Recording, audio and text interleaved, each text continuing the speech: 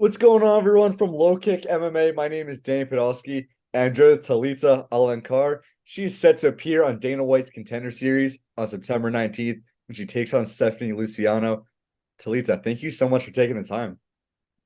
Yeah, you're welcome. I'm happy to be here to share some funny things with you guys. And just first off, how's training been going? When do you leave for Vegas? And how are you feeling about this fight? Training never started actually. I'm never really training just for a fight, I'm training to be better every day. I leave it to Vegas on the 15th. Primarily, I was gonna go a little earlier, but I live in Vegas before, so I am well know the weather and everything there. I've been in Vegas these years a few times already. For my friend Shoutouts, one of her fights before Holly fight, another few times. I'm excited. Training keep going. Just adjust the small details. I'm pretty much away already. I'm ready for anything. Have you gotten to watch the previous footage on Luciano? What stands out to you, and what do you think gives you the advantage over her? I mean, of course,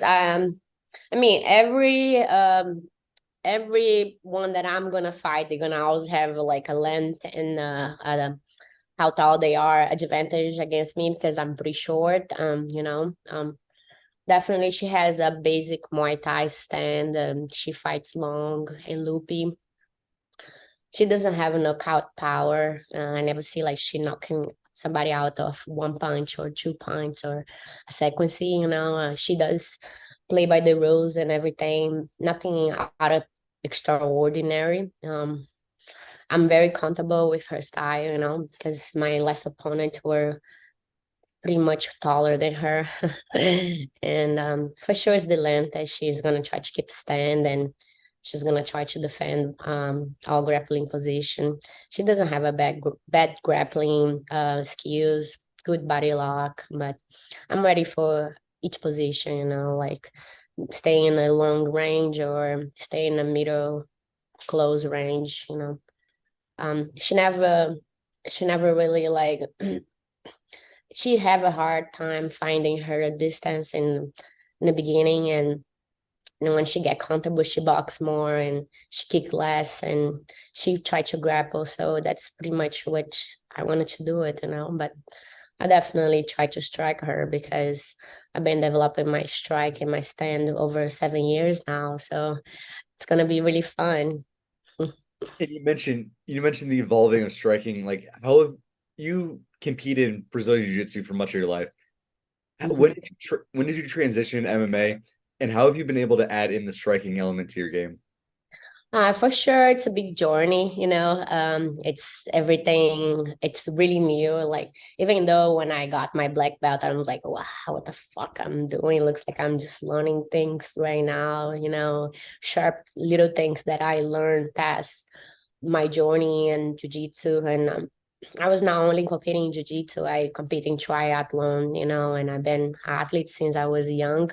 So this helps me a lot with my competition skills and how professional I can be getting to, like, I can say my last sport, because I say, okay, I'm just gonna challenge myself one more time over here to see what I can get from this. um, it's been adventure for sure. It's been very fun every day, frustrating, and also like rewarding, because it's so amazing. Like, know that you can constantly learning and like constantly out of your comfortable zone and like in so like small details. And every time I'm in camp, I'm like, I'm having such a hard time, but I'm like, I'm getting home so satisfied and feeling like, God damn it, I didn't know that I can do all of these. And I'm like, it takes like, I'm great at, you know what I mean? For sure, you guys gonna see me striking much better. My boxing, my defense pretty much is much better than before. And you know, for every MMA fighter, like we need to be round, but what's the most difficult is put everything together, you know, to be a quicker time and see, defend, counter punch, and mix your grappling, your chain wrestling, and that's like and study all the backgrounds that's not just kickboxing, Muay Thai, Taekwondo, you know, understand all of these is just crazy and amazing adventure for me. And for someone like yourself, a lifelong competitor in BJJ, how Mhm. does how would you compare competing in BJJ competition to competing in an MMA fight? It's definitely different in the point that I can go like, of course, rule sets. Let's say MMA has rule sets and it's constantly changing, just change for over control to damage, you know, like little things that you have to be aware of. Like example, talking about this opponent, like she like to take you to the cage and she throw a bunch of like when she's saying that you're shelving or like defending, she like to throw a bunch of punch and look to the referee. And that's something that you play by the rule, you know, like you influence the referee and I'm aware of things like this. It's different when it comes to rule set and etc. But it's pretty much alike when it comes like top control, dominance, you know, and like damage control, stabilization. I think I definitely have advantage when it comes to my grappling and it's a really heavy grappling. I always people always ask me why I never did MMA in the beginning because my style is very aggressive, you know, and I always was like, I don't care. Like I used to go to jiu-jitsu tournaments knowing that I was well training, but I didn't have the greatest camp to go to words and end up like winning words or even like though like qualify really well in the podium, you know, because I had this fight fire on me, you know, and it's no different from MMA, but for sure, we talk about like Rodolfo Vieira when he started on MMA, like he definitely didn't know how to get punch and you know, and and defend well and for sure that was probably through his camp or the way he learned and I'm not judging out of respect Rodolfo because we train together but I look up to all those fighters and try to learn what to do what to not do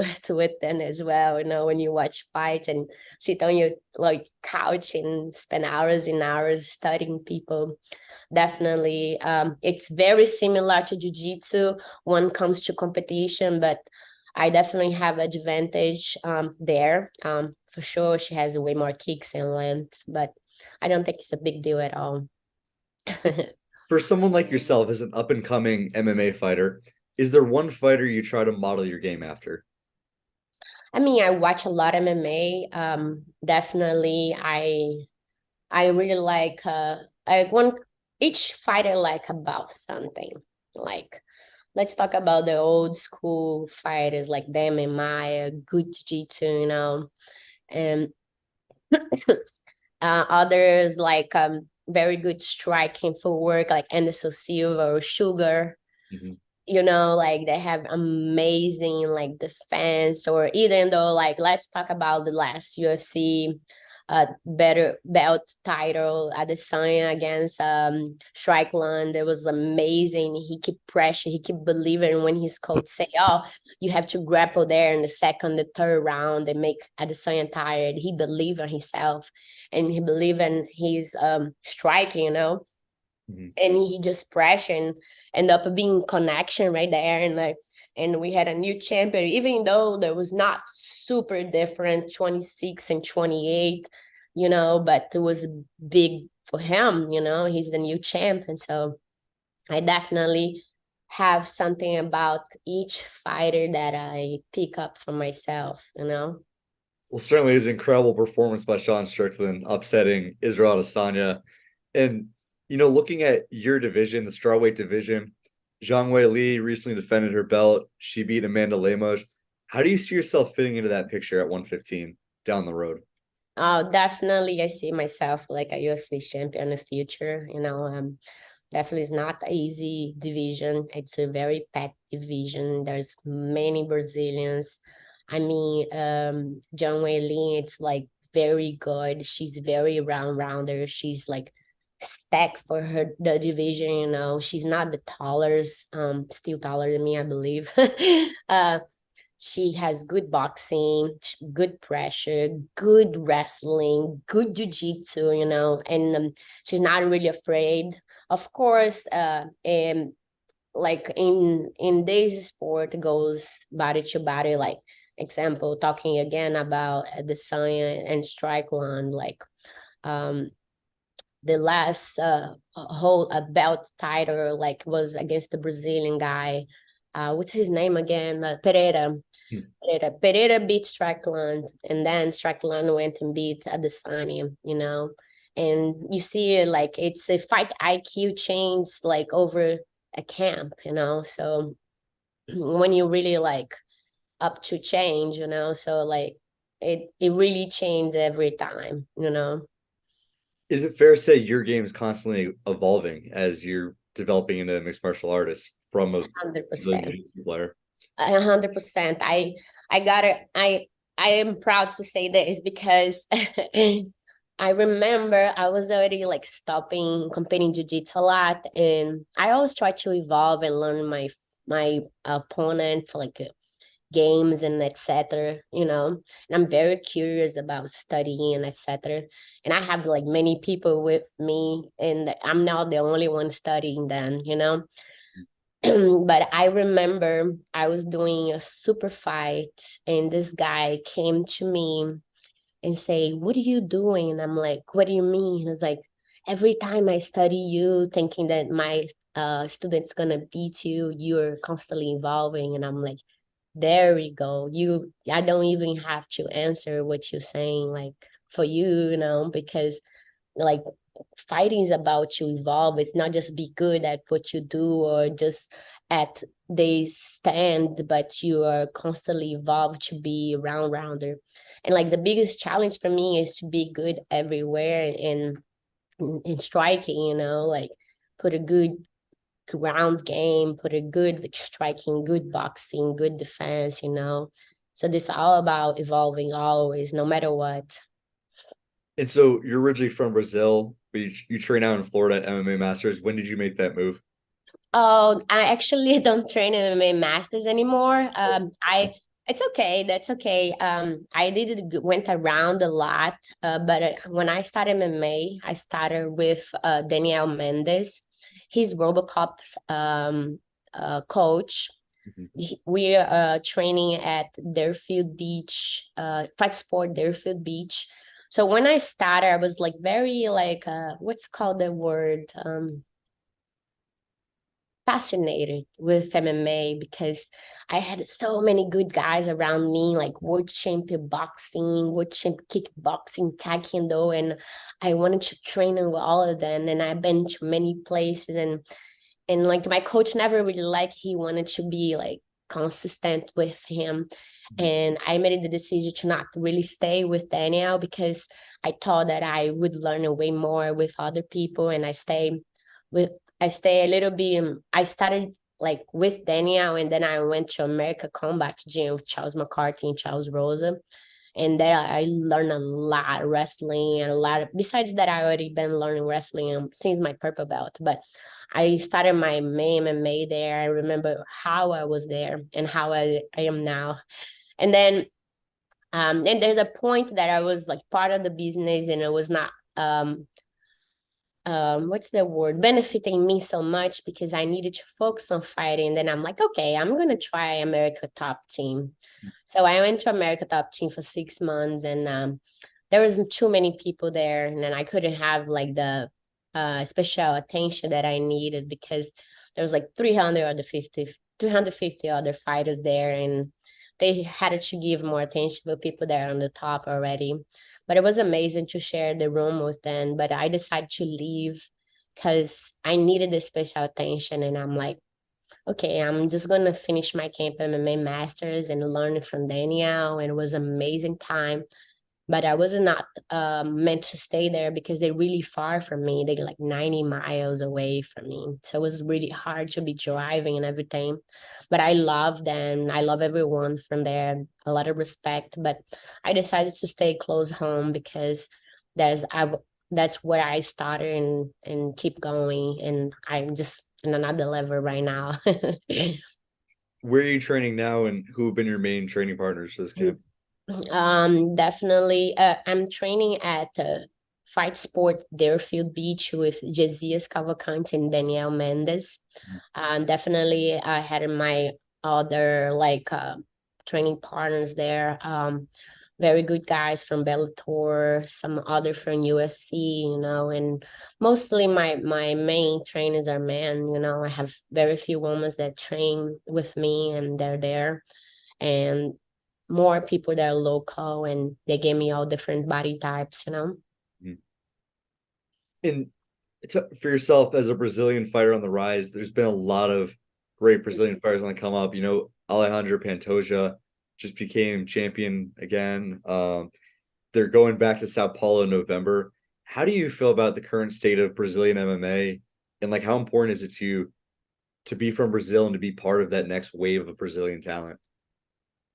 I mean, that's amazing. The belt holders been back and forth, and the UFC, you know, it's exciting to see that. To see Pantoja journey, I've been part of his camp, and he's been waiting for this for a while, and he's just amazing human being. He deserved this, and I knew that he was gonna get the belt, you know, because the backstory that they both had and tough, you know.